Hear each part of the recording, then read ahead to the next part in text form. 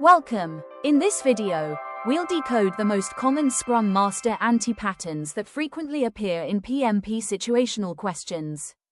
You'll learn what a Scrum Master truly does, the servant leadership behaviours PMI expects, and how to avoid the traditional project management habits that often lead to incorrect answers.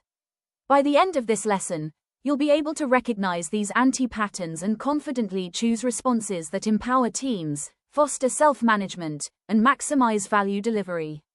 Let's begin by understanding what a Scrum Master is, and what a Scrum Master is not. It's our roadmap.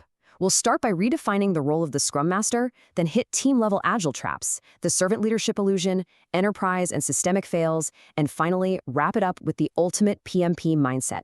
Let's kick things off right away with Section 1, Redefining the Scrum Master.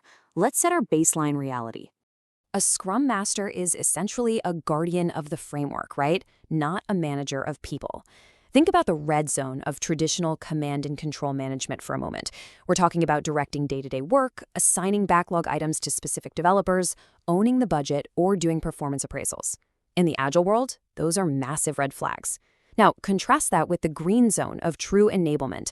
Your reality as a Scrum Master is all about coaching the Scrum team, facilitating events to get the most value out of them, relentlessly clearing organizational blockers, and above all else, fostering psychological safety and self-management. To actually bring those green zone activities to life, we have to talk about the core triad of a true Scrum Master. It's really three distinct roles intersecting for one single purpose: enabling team success. As a servant leader, you're removing impediments and pushing for self-management. As an Agile coach, you're actively guiding the product owner, the developers, and the stakeholders in empirical thinking. And as a change agent, well, you're looking outward. You're breaking down those stubborn enterprise silos and promoting continuous improvement across the whole shebang. Which brings us to a total golden rule. I want you to literally let this sink in for a moment. Success is measured not by how much the Scrum Master does, but by how capable the team becomes. If your team completely relies on you to function, you aren't succeeding. You're just making yourself indispensable, which is the exact opposite of Agile enablement. Keep this philosophy in your back pocket as we start looking at where things go sideways. That brings us to Section 2, Team-Level Agile Traps. We're getting into the micro-level mistakes now. So every single anti-pattern we are about to explore, they all stem from a flawed psychological root cause. Down at the team level, it usually boils down to a fundamental lack of trust. The leader catches themselves thinking, I need control to ensure success. Or maybe, the team needs my protection to succeed, otherwise they're going to fail. These are totally well-meaning thoughts, but they trick leaders into adopting some seriously damaging behaviors. Beware the command and admin traps. First, you've got the Agile secretary. This is the person who is mysteriously fixated on taking meeting minutes or updating Jira cards rather than enabling actual value delivery. Or what about the Agile PM? You know the type. They panic the very moment a schedule slips and just start assigning tasks directly, completely destroying the developer's self-management. Then there's the scope prioritizer, who blatantly overrides the product owner, and the velocity addict, who relentlessly pushes for higher story points as a vanity metric instead of looking at actual business outcomes. They're all fixated on mechanics and control, over true value. Then we step into the overprotection and process traps. I mean, it sounds incredibly nice to be the ultimate blocker shield, right? Intercepting every minor issue for the developers. But doing that entirely robs the team of developing any problem-solving resilience of their own. Combine that with a process cop who demands rigid, dogmatic compliance rather than actually helping people understand why the process exists in the first place, or a silent retrospective that takes a vital feedback loop and turns it into a lifeless checkbox exercise. Your team might feel safe, but they are completely stagnant. Oh, and definitely don't forget the HR appraiser introducing fear into the mix, which, by the way, is a guaranteed way to kill transparency. So the absolutely crucial point here is this first PMP exam mindset rule. Coach, don't control. Your job is to uphold the framework to serve team agility. On the exam, and honestly in real life, empowering developers to manage their own artifacts, commitments, and internal workflows is always the right answer. Moving right along to Section 3, the servant leadership illusion, the danger of rescuing. The root cause here is an unchecked desire to rescue people. It's this mindset of, only I can solve this, or if I help more, it means I'm leading better. But actually, failing to practice true servant leadership leads to incredibly slow team learning and eventually severe burnout for the Scrum Master. Now, what's really interesting here is that heroism actually creates a toxic dependency loop. Take the hero and the firefighter, for instance. One tries to solve every technical and logistical problem personally, while the other just treats immediate symptoms in this frantic reactive loop. Neither of them is addressing systemic root causes. Then you have the team parent, making decisions on behalf of the team out of misdirected care, and the conflict avoider, who douses interpersonal friction so fast that the team never even gets to have the healthy, constructive debates that are so necessary for high performance. And then there's the trap of over-involvement. Think about the bodyguard. Isolating developers from stakeholders might seem protective, but it completely cuts off vital feedback. Or the approval gatekeeper, who slows everything down by making developers seek permission for routine decisions. Meanwhile, the martyr is working late every single night to cover gaps instead of actually fixing the broken system. And the directing facilitator subtly manipulates the team toward their own preferred conclusion during events. Let's be clear, none of this is true service. To combat this illusion, your PMP exam mindset has to be serve, don't steer. True servant leadership is all about building capability over time. You do this by asking powerful, open-ended questions, encouraging experimentation, and actually trusting your team to navigate conflict and self-manage. You help them resolve challenges independently. Let's zoom out now for Section 4, Enterprise and Systemic Fails. We're shifting focus from the immediate team to the broader organizational traps. At this macro level, the root cause trap is localized thinking.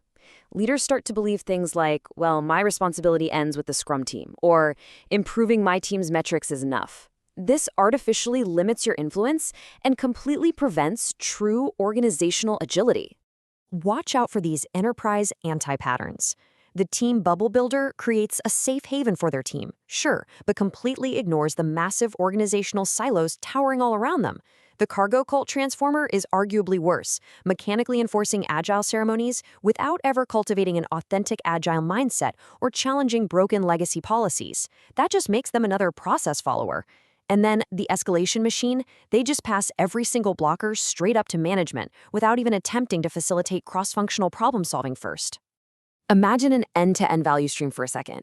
If you act as the local optimizer, improving a single team's velocity while totally ignoring upstream or downstream bottlenecks, you aren't actually speeding up product releases at all.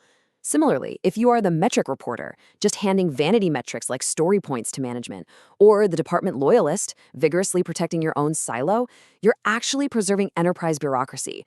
You are optimizing a tiny part at the severe expense of the whole. Therefore, the enterprise-level PMP mindset is simple. Think beyond the team. Your duty is to optimize flow across the entire value stream. Removing systemic, organizational root causes is just as much a Scrum Master's job as facilitating a daily stand-up. Which brings us to our final section, the ultimate PMP mindset. Let's synthesize everything we've just covered into a clear, actionable checklist. This is your definitive checklist, both for exam success and real-world leadership. First things first, strip away the negative habits. Avoid behaviors that control, direct, approve, rescue, or command. Stop measuring mere activity instead of actual value. Instead, target your ideal state. You want to coach, facilitate, enable, serve, remove impediments, and foster continuous improvement. If you remember one rule of thumb, make it this. If a situational response empowers the Scrum team through coaching and builds capability, it's almost always the correct answer. So, I want to leave you with this final thought to reflect on today. Take a really close look at your daily habits. Are your actions genuinely empowering your team to self-manage and thrive completely independently? Or are you accidentally creating a comfortable but toxic dependency loop? Because real agility, it requires stepping back so your team can step up. Feel free to come back to this explainer anytime you need a quick mindset realignment. Keep coaching, keep enabling, and thank you so much for learning with us today. Version 2. The Scrum Master is one of the most misunderstood roles in modern business. They are routinely brought in to untangle messy corporate processes, yet so often end up acting as glorified meeting administrators. This guardian of the framework chart illustrates the tension between traditional management and agile reality. The red zone shows what traditional managers do: direct work and control budgets. The green zone highlights true Scrum Master duties: coaching, clearing roadblocks, and fostering self-management. When a team struggles, a traditional manager's immediate instinct is to step in and take over the workflow. They think they are helping. In reality, dictating exactly who does what actively dismantles the team's ability to operate in an agile way. This diamond illustrates the core tension behind the 20 anti-patterns we're about to explore: a fundamental lack of trust in the team's ability to self-manage. Diagnosing this specific internal mindset shifts the focus from managing tasks to building systems that actually work, a transition that forms the baseline for situational leadership on the PMP exam. That lack of trust breeds a specific internal narrative: I need control to ensure success. This matrix outlines the command and admin traps. Box 1 is the Agile secretary. Instead of enabling true team value, this Scrum Master fixates entirely on administrative mechanics, taking meeting minutes and obsessively updating Jira cards. A deadlier variation is the Agile PM. When a sprint falls behind schedule, this leader panics and directly assigns specific tasks to individual developers, stripping away their autonomy. The PMP exam requires a completely different cognitive filter. You must empower developers to manage their own commitments and internal workflows. You coach, you do not do the work for them. Pulling the strings directly might make a manager feel highly effective in the short term, but it leaves the team entirely paralyzed the moment that manager is out of the room. A related mindset trap is driven by the belief that the team needs constant shielding, and only the Scrum Master can solve their problems. This slide shows the heroism and control anti-patterns. Look at the hero and the firefighter boxes. These represent a leader who personally solves every logistical and technical issue. They treat immediate symptoms in a reactive loop rather than helping the team eliminate systemic root causes, creating total dependency on one indispensable individual. Now look at box 5 on this process trap chart, the ultimate blocker shield. This is a Scrum Master who intercepts every minor localized issue, completely isolating the developers from direct stakeholder collaboration. Clearing real organizational impediments is required, but that does not mean blocking the team from healthy conflict, raw end-user feedback, or the friction needed to solve complex problems. By playing the martyr and absorbing all the friction, the Scrum Master starves the team of the experience required to build internal resilience and survive on their own. The most destructive mindset trap zooms out to the macro level, the belief that a Scrum Master's responsibility ends strictly at their team's border. This graphic maps the end-to-end value stream. It illustrates a hard truth.